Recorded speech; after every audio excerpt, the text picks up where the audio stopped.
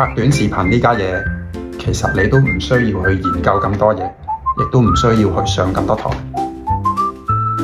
你可以拍視頻，亦都可以做直播，呢兩個功能你就極致地去做返自己，咁就得㗎啦。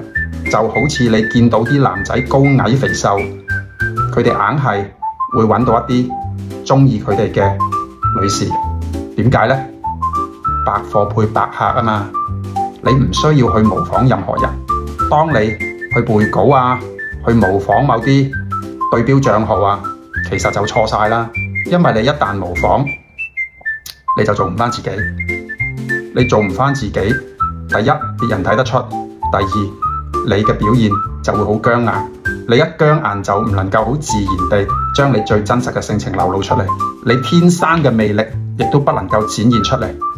所以如果當你明白呢個道理之後，你淨係需要做返自己，每一日將你真實嘅個性展現出嚟，哪怕係比較樣衰啦、冇化妝啦、素顏啦，又或者嗰刻你嗰個外表好似係出緊醜嘅，呢個先係真實感啊嘛。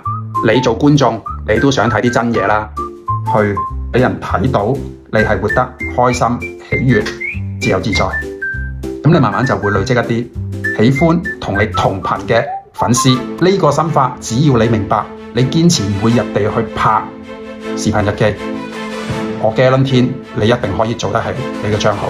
100日之後，你嘅名字就等於一個個人 IP。